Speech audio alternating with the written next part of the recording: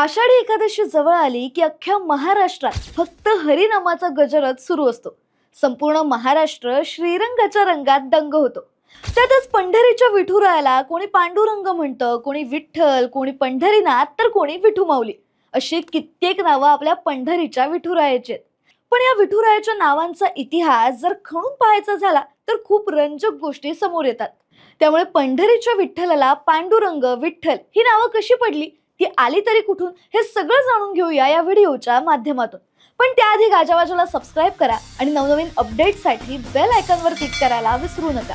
नमस्कार, तुम्ही पाहताय गाजावाजा।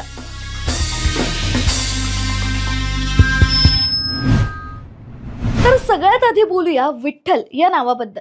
या नावामागे सगळ्यात लोकप्रिय प्रथा म्हणजे विठ्ठल हा शब्द दोन शब्दांनी बनलाय, विठ आणि ठल।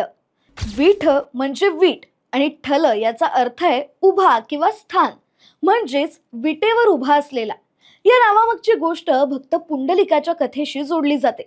पुंडलिक हा श्रीकृष्णाचा निस्सिम भक्त होता, पण तो त्याच्या आई वडिलांची सुद्धा तेवढ्याच मनोभावे सेवा करायचा।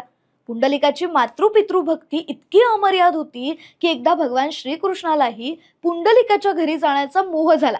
एका रात्री पुंडलिक आपल्या आजारी माता पित्यांची सेवा करत होता। भगवान श्रीकृष्ण पांडुरंगाच्या रूपात पुंडलिकाच्या घरी आले तेव्हा तो आपल्या आई वडिलांची सेवा करत होता। देवाला पाहून त्याला आनंद झाला, पण त्याने आपली सेवा न थांबवता जवळची वीट श्रीकृष्णाला उभं राहण्यास दिली आणि पुन्हा माता पित्याच्या सेवेत मग्न झाला। आजही पंढरपूरची विठुरायाची मूर्ती एका विटेवर उभी आहे। इतिहासकार विका राजवाडे विठ्ठल या शब्दाचं मूळ रूप विष्ठल असं सांगतात। विष्ठल म्हणजे दूर रानावनात असलेली जागा। यानुसार विठ्ठल हा देव रानावनात दूर दूर राहणार आहे असं मानलं जातं। तर इतिहासकार डॉक्टर रामकृष्ण गोपाळ भांडारकर यांचं म्हणणं आहे की विष्णू या शब्दाचा कन्नड मधला अपभ्रंश विट्टी असा झाला आणि याच विट्टीवरून विठ्ठल हे नाव आलं। आता बघूया पांडुरंग या नावाची गोष्ट। तर पांडुरंग नावामागचा इतिहास असा आहे की पंढरपूर हे पंढरी, पांडुरंगपूर, पंढरीपूर, फानगीपूर, पौंडरी क्षेत्रे, पंडरंगे, पांडरंगपल्ली अशा विविध नावांनी ओळखले जातं।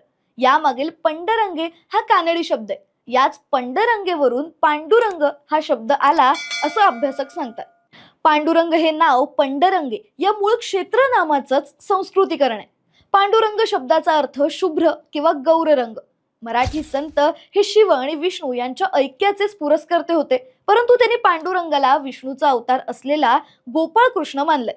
याशिवाय अजून एक पुरावा दिला जातो, तो म्हणजे महाभारतात पौंड्रवर्षीय वासुदेव म्हणून एक राजा होता। तो पौंड्रक वासुदेव या नावाने ओळखला जात होता। तो कृष्णाचा प्रतिस्पर्धी मानला गेला असून त्याला पुढे कृष्णानेच ठार मारलं। पौंड्रवंशीय राजे स्वतःला पौंड्रक अशी उपाधी लावत होते। याच पौंड्रक या शब्दाचं मराठी सुलभीकरण म्हणजे पांडुरंग आहे असे संशोधक सांगतात। तर मंडळी, पांडुरंग म्हणा, विठ्ठल म्हणा किंवा विठोबा ही नावं तर एकाच शक्तीची आहेत, जी शक्ती लाखो वारकऱ्यांना दरवर्षी पंढरीला येण्याची ओढ लावते। तर तुम्ही विठुरायाला कोणत्या नावाने हाक मारता आम्हाला कमेंट्स मध्ये नक्की सांगा। आणि अशाच वेगवेगळ्या गोष्टी जाणून घेण्यासाठी गाजावाजाला लाईक, शेअर, फॉलो आणि सबस्क्राईब करायला विसरू नका।